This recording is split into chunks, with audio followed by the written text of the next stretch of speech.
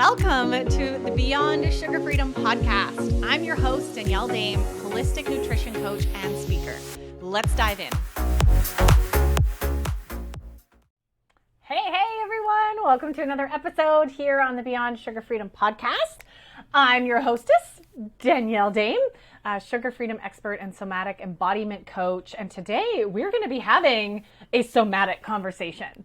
We're going to be talking about our nervous system today. And more importantly, how our nervous system is actually driving our emotional eating patterns and our sugar cravings and addictions.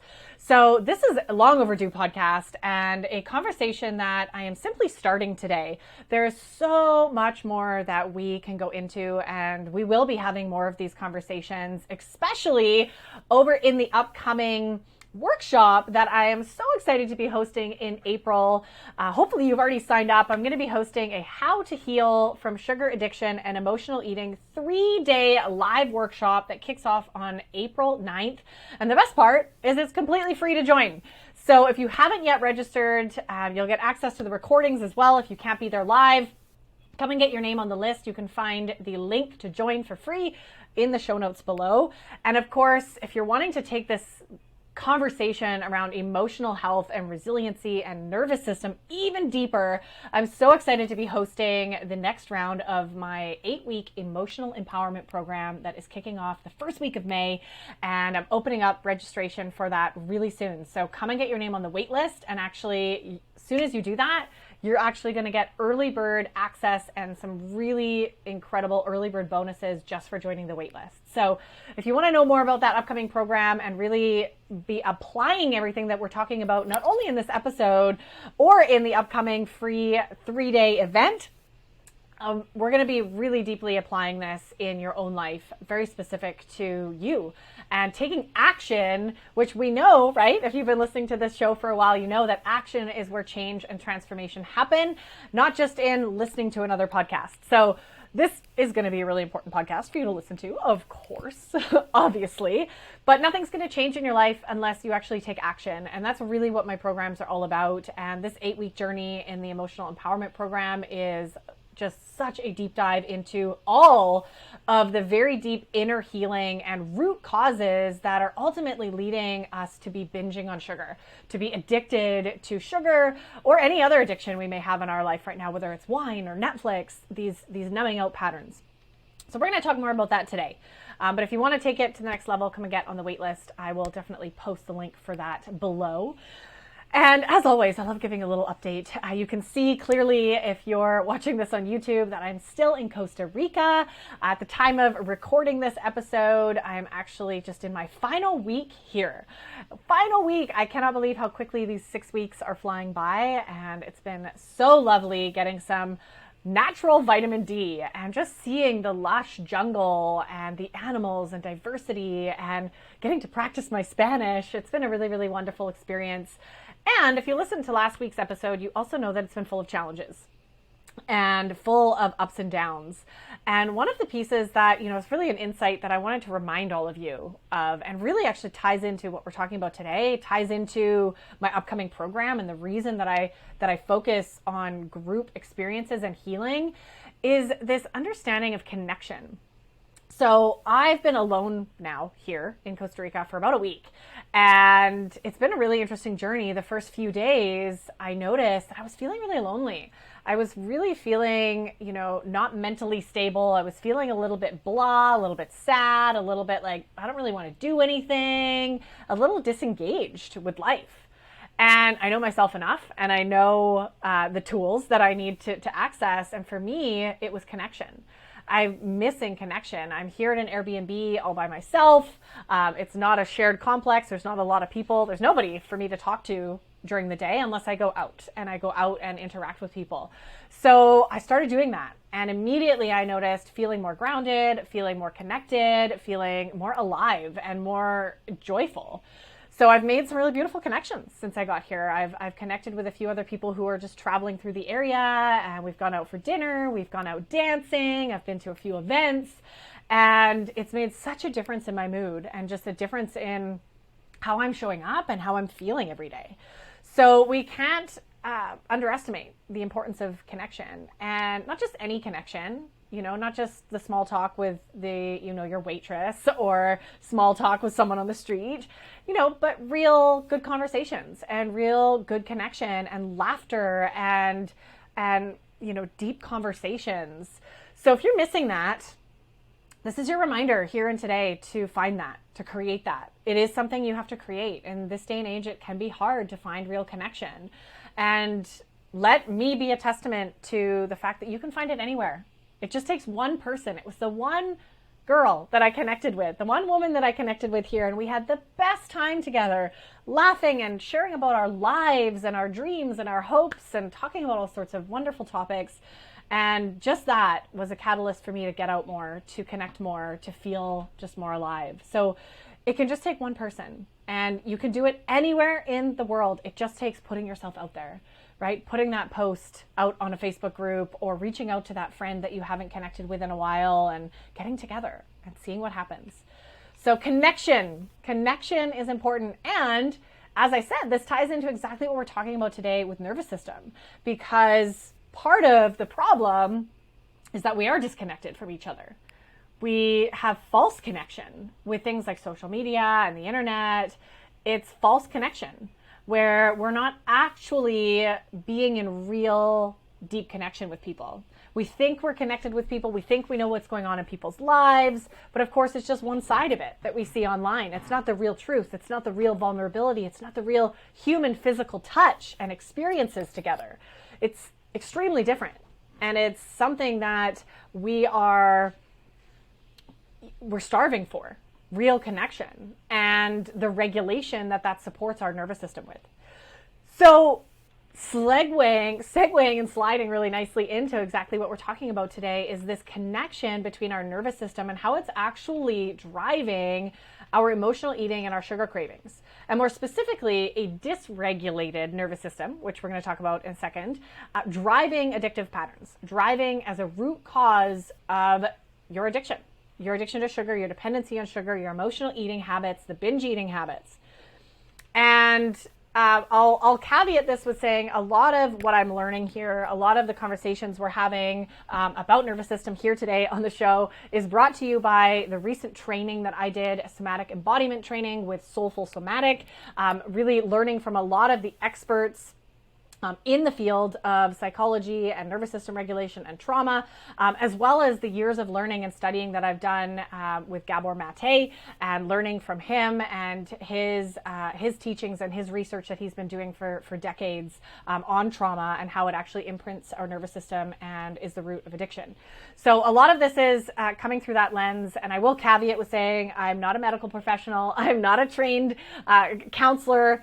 So this is just a conversation that I want to share with you my personal experiences and my personal learnings around this topic that I feel are really, really relevant and really important. So I'm not going to get too much today into the specifics of the nervous system. I am going to share a video with you that shares a little bit more depth into the different parts of the nervous system. Again, it's not a complete picture, but I have a wonderful YouTube video that is not my own, but I'm going to share that link in the show notes below. So if you want to go and watch that and learn more about the nervous system. And like I said, this is just the start of many conversations we're going to have here on the show about our nervous system and understanding how we can regulate and the importance of our nervous system and paying attention to it. So I'm just going to go quickly over some nervous system basics, and then we're going to get into the connection between how a dysregulated nervous system is actually driving our sugar addiction, is actually driving our emotional binge eating.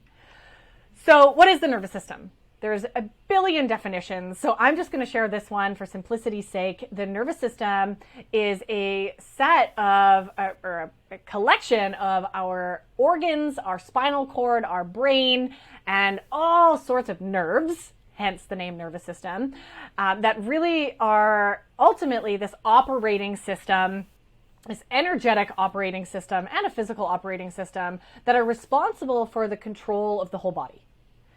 This is responsible for communication within our body. It's like a communication system. So you could think of the nervous system as like a computer program, right? It's the system below the surface that runs everything, that communicates with everything, that sends signals and neurons and messages through all the parts of your body. That's ultimate job, for the most part, again, I'm simplifying here, is to keep you safe and keep you alive. Our nervous system is here to keep us alive. This is a very ancient system in the body as a human being, and consists of many different parts, many different subsystems, and also many different types of nervous systems. So most of us are familiar with the autonomic nervous system.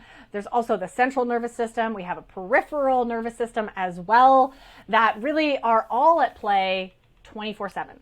These are our systems that are scanning for safety or danger at all times in the day.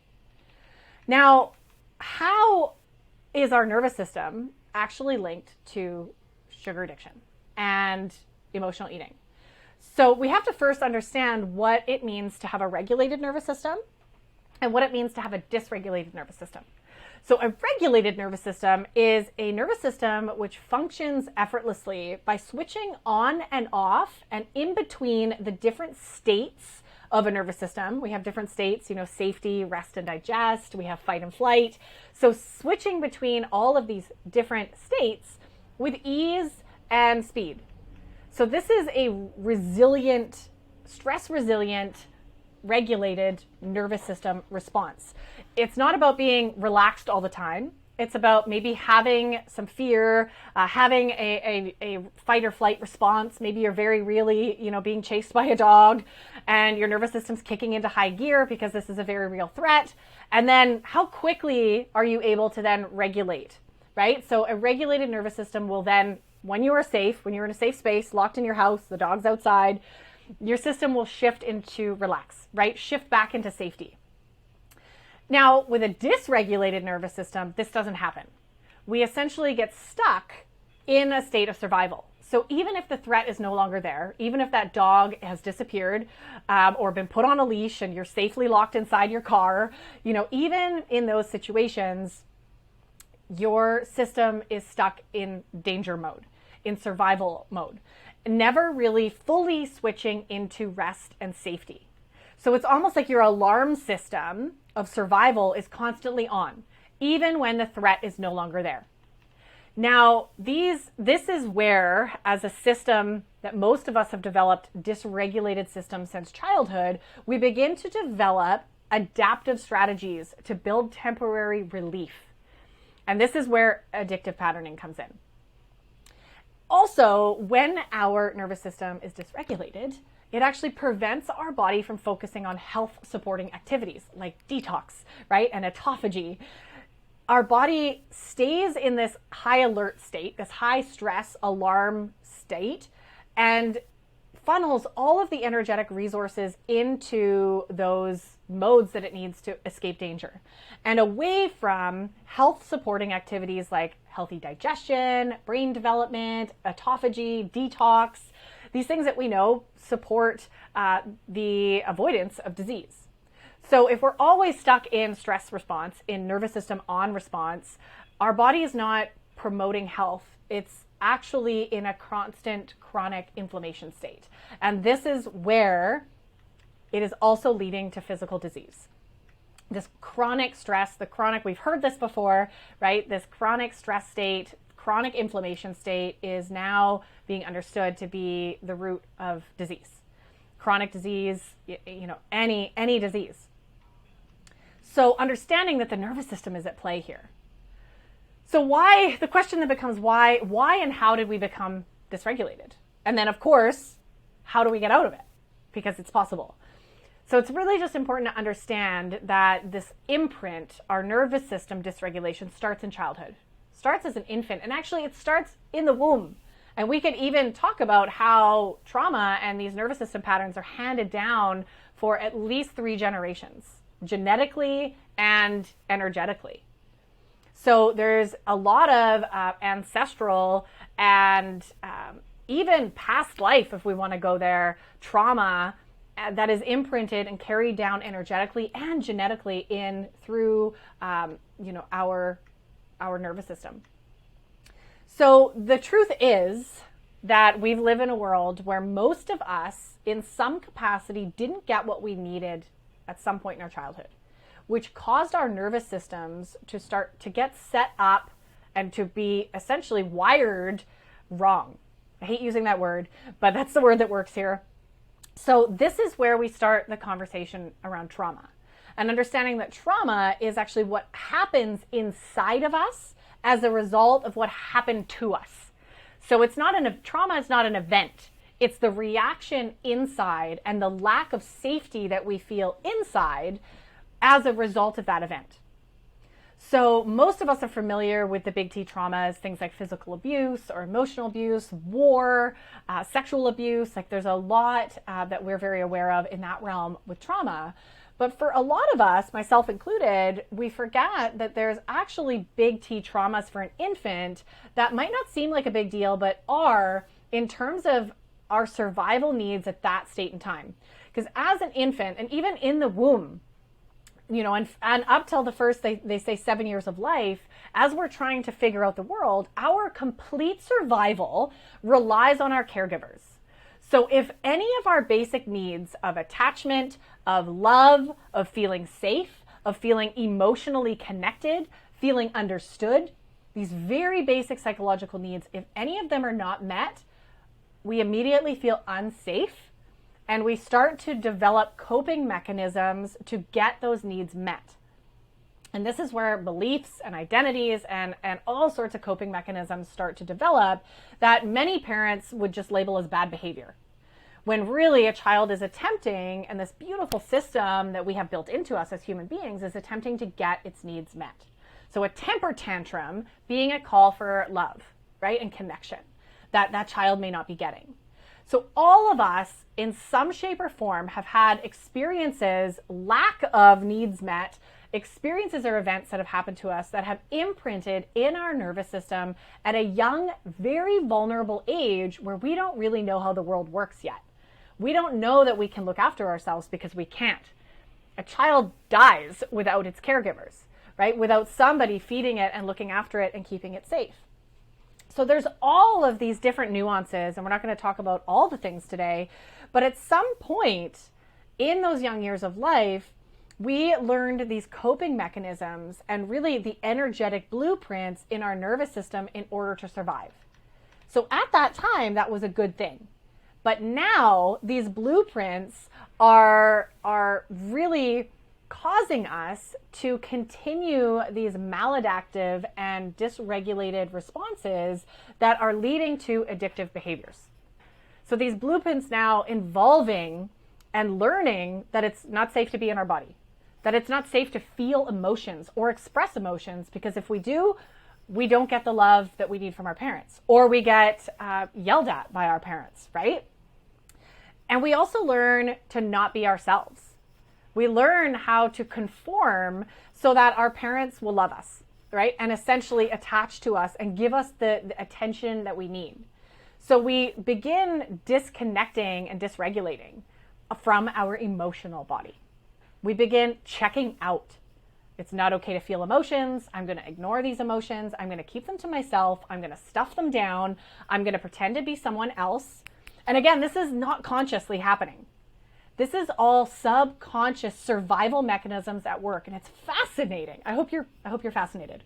I hope you're as fascinated as I am. I love learning about this. It's so fascinating as we're understanding new levels of our programming, our nervous system, our subconscious brain, and how this is ultimately driving our behaviors today. Both our healthy behaviors and our unhealthy behaviors. So this is nervous system dysregulation, right? And you can imagine, what happens when we don't feel safe to feel an emotion, when we don't feel safe to be in our body, to be connected with our emotions, to be connected with our bodies. What we do is we use what we can to escape and to regulate. And we've learned these patterns in the society that we've grown up in a very unhealthy way. We have not been given the tools to regulate and to properly process and support ourselves when emotions come up.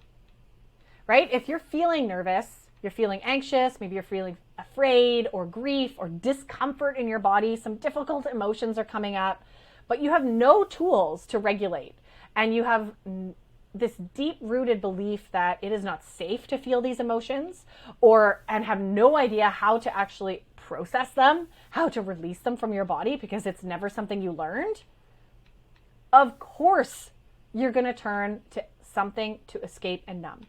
And for most of us, the easiest, most socially acceptable way to do that is food and sugar, because it gives us this temporary dopamine hit that feels good for a minute. And it feels like we were able to escape that pain. We were able to escape that discomfort in our body. And this is the root of all addiction. Trauma leading to this disconnection and feeling of it's not safe to be in my body is the root of all addiction. I wholeheartedly believe this, and I'm going to stand in that belief. I know there's lots of viewpoints on where addiction comes from, but I really stand behind what Gabor Mate has learned in his years of study of hardcore addictions, and really uncovering that the truth is this discomfort of being in our own body, of feeling our own emotions, of being ourselves, not even knowing who we truly are. These patterns are what are causing us to fill a void, to escape, to numb, to cope, to self-regulate with toxic substances, because we've never been given another way. So please here, gentle reminder, there's no room for shame here.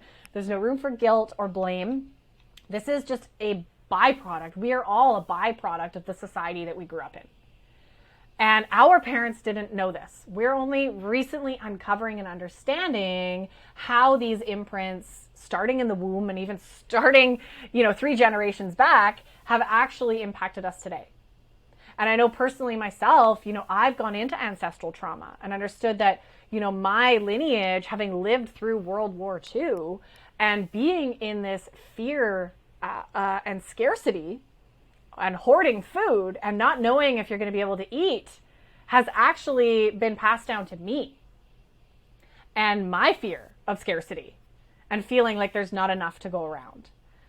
So it's really fascinating when you start to see the family patterns. And I encourage you to look and think, even as a woman, I'm noticing a lot actually here, being alone in Costa Rica, I'm noticing my feminine imprint of being afraid near a group of men in a foreign country by myself.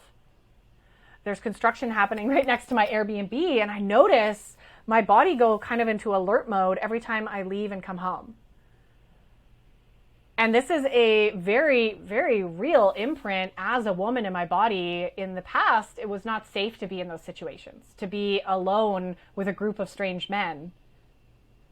Right? That was a dangerous situation to be in. And I guarantee in my lineage as a woman, there have been situations where that was very much not safe.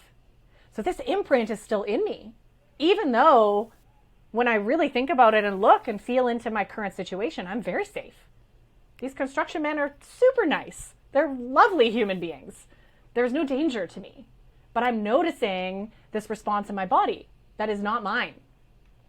So really fascinating when we can start to dive in and just start being curious. Whether or not you believe in that, that's fine. There's been a lot of research being done proving that these imprints are actually true.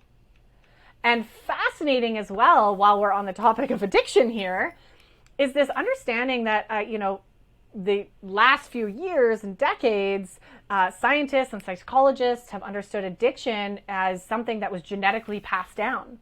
But I love this new approach and how Gabor has really uncovered that it's not a gene that's getting passed down. It's a trauma pattern and a nervous system pattern that is being passed down. So if we understand that addiction is rooted in trauma, these trauma patterns of, say, your grandpa being an alcoholic or your father being abusive, these are the patterns that get passed down into the way that your household is as you're growing up.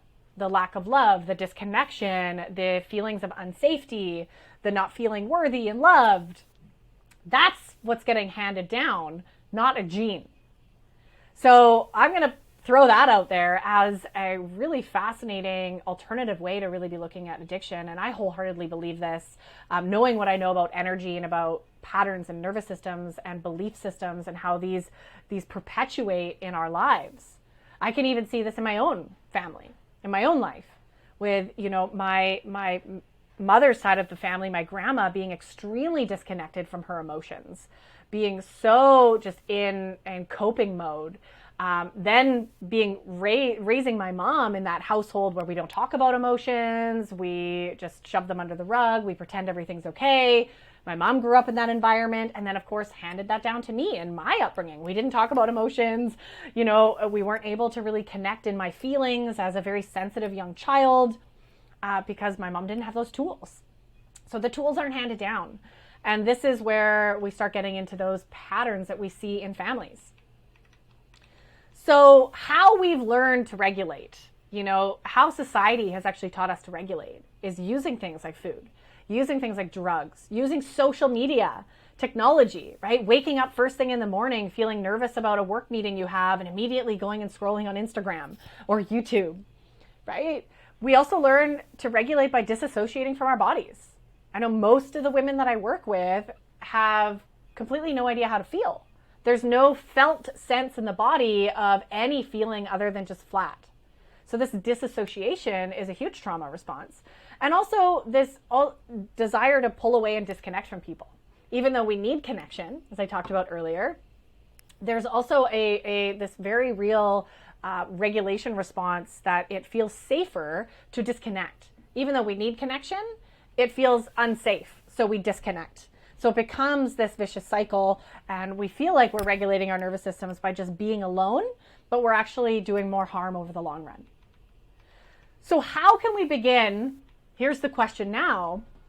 How do we begin to build healthy regulation of our nervous system? And how do we begin to really repattern these old energetic blueprints, our operating system?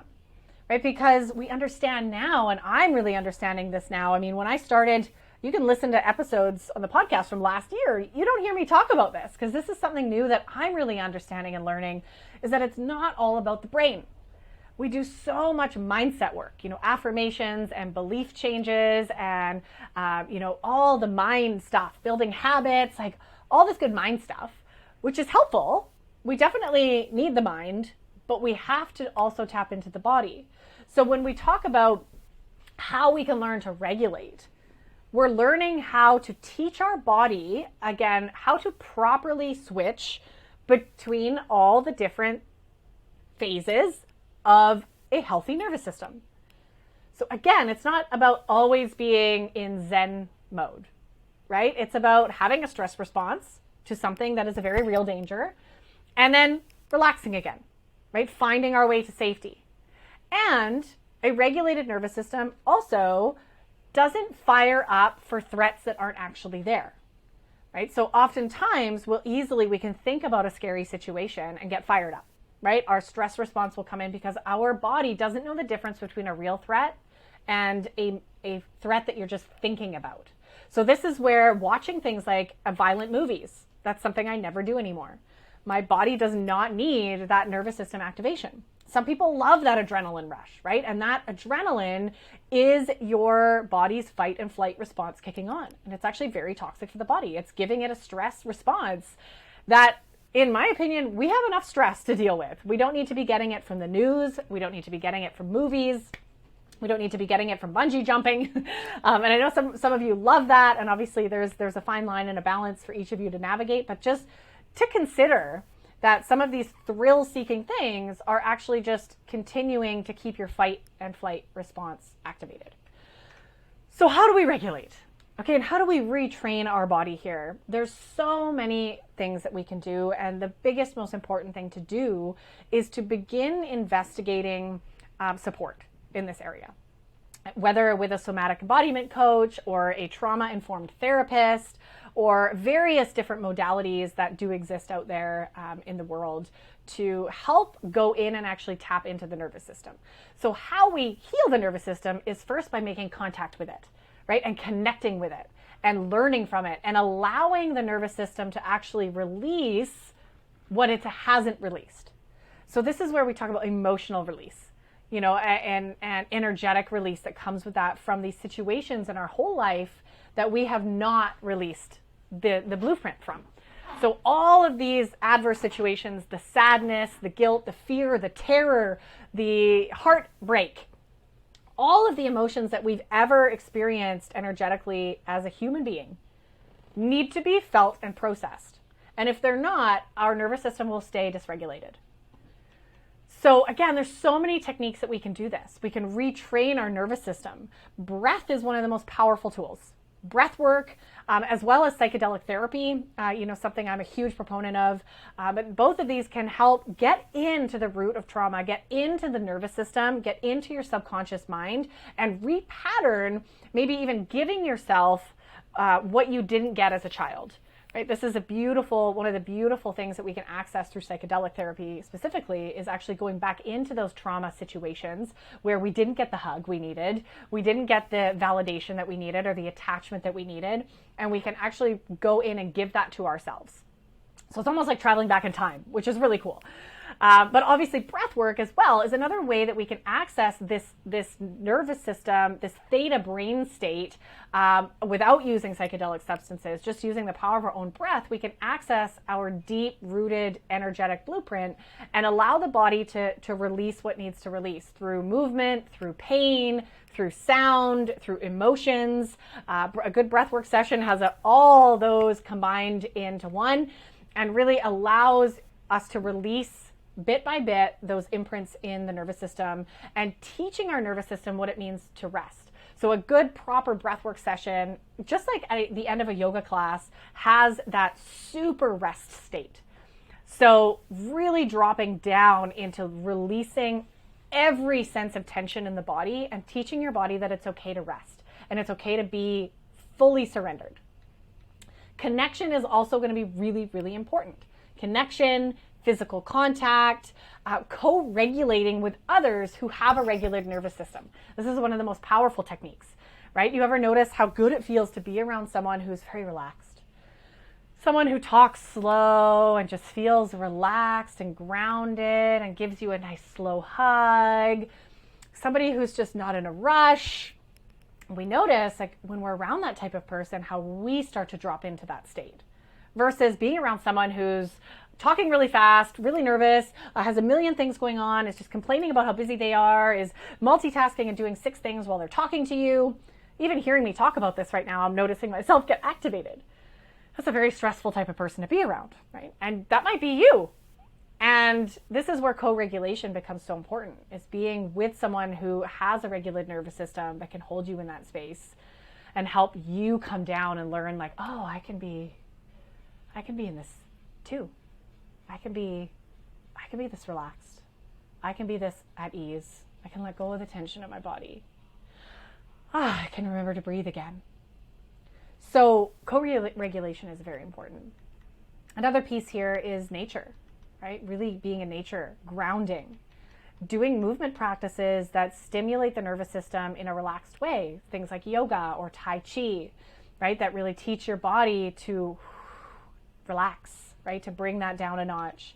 Music is a powerful one for me. Music and dance, really powerful tools that I've used a lot of that help me not only connect with my body, release emotions, release energy, but really just drop into full relaxation and teaching my body that that's safe to do.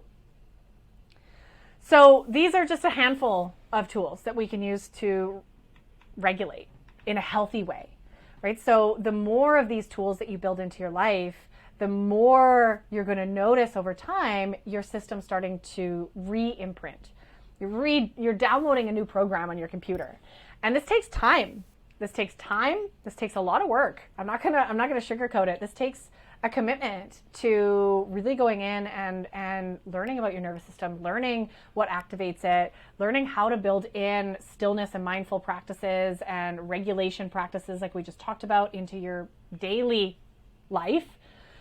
Connecting with your breath, reminding your body of these moments so that over time, this becomes your new system. This becomes your new operating system, and you no longer notice that you need to escape. When a difficult emotion arises, you know how to handle it. you know that you can handle it, and you know that it's safe to be felt and expressed and processed in a healthy way. Learning to process the anger, learning to process the grief, learning to really be with yourself and get the support that you need, having the support network that you need to do that in a healthy way. This is where the real healing happens with food, with any addiction. And the sad truth is that we live in a society where the systems are not set up to support us with that. We don't have proper trauma-informed specialists in schools, in homes, in all these places that they should be, in my opinion, in our early years especially. These really impactful years. And of course, as adults. So now we're creating those. And that's something that I am personally extremely passionate about. This is my purpose on the planet, to create these safe spaces and these containers, these programs that I host where we get to navigate regulating together. And we navigate through vulnerability, through talking, through body-centric embodiment practices and somatic, practices, all sorts of different ways that we do that. So if any of this is resonating with you and you are ready to finally, start dipping your toes into regulating and reconnecting with your emotions and your nervous system, this is exactly why I've created the upcoming How to Heal from Sugar Addiction and Emotional Eating workshops, the 3-day live event that kicks off on April 9th. We're going to be diving deeper into exactly this. We're going to be having a deeper dive conversation into our emotions, and I'm going to be sharing some actionable steps and tools that you'll be able to take away to help you begin reconnecting with your nervous system, reconnecting with your emotions, and shifting the belief systems that you even have about feeling. So beginning to step back into feeling, learning you're going to also learn how to process emotions without needing to turn to food, without needing to turn to these numbing and escapism mechanisms that are at the root of your sugar binges. So this is a deep dive training. It's been a year since I've hosted this training, and I'm so excited to be doing it again. And the best part is it's totally free to join. Totally free to join. I want you to really soak this in. You're going to get some amazing training. You're going to get a workbook, community, connection. We're going to be having really vulnerable conversations, and I'm going to be sharing much deeper into my journey and my learning and the tools and actual techniques that you can apply right away into your life to start feeling different, to start regulating in a healthy way so that you're no longer needing binging on food and disconnecting from your true self 1 minute longer. I'm really excited. I hope you're excited to join. Oh, it's going to be so much fun. It's going to be so much fun. I'm right now putting final touches on everything that I'm going to be sharing. And yes, indeed, it's 3 days because there's so much that I want to go through that it's going to take more than 1 day. So it's actually 3 days. And very much important, this is all about taking action. So in between each of the videos, which are spread out over a full week, we're spending a week together during that training. You're going to be having homework. You're going to be having action steps so that you can start applying everything that I'm teaching you. And by the end of the week, you're going to feel completely different. You're going to feel completely different about food, completely different about your emotions and your connection with your body. So I am so excited to dive in and get started in April. So I hope that you'll be joining us. The link to register for free, get access to all the resources, to the community, to the live events, and some extra bonuses that I have along the way. You can find the link below in the show notes, of course. So come and click on over and join us. And thank you so much for tuning into another episode. This was really a really long time coming. I've been wanting to have this conversation around nervous system and trauma and addiction for a long time here on the show. And I sincerely hope that you found this eye-opening. I hope that you found this thought-provoking, and I hope that you're feeling some things coming up as I'm sharing. Some of this may be really standing out and resonating for you. I encourage you to spend some time with your journal after listening to this, in a safe space, not driving, and reflect on what came up for you in this conversation. Reflect on possibly some of the root causes of your nervous system dysregulation, and making some commitments for yourself on how you're going to take the next steps. And really start learning new healthy ways of being in the world so that you no longer need to be using food and sugar. So that's my hope for you. I hope you take action on that. That's how the changes are actually going to happen. And I look forward to seeing you in the upcoming How to Heal from Sugar Addiction and Emotional Eating workshop series in April. So many good things in store for you in April and in the coming months. So thanks again for tuning into another episode, and I will see you next week. Same time, same place. Thank you for tuning in to another episode. If you're loving what we talked about today, please remember to subscribe, leave a review, and share this episode with someone you love.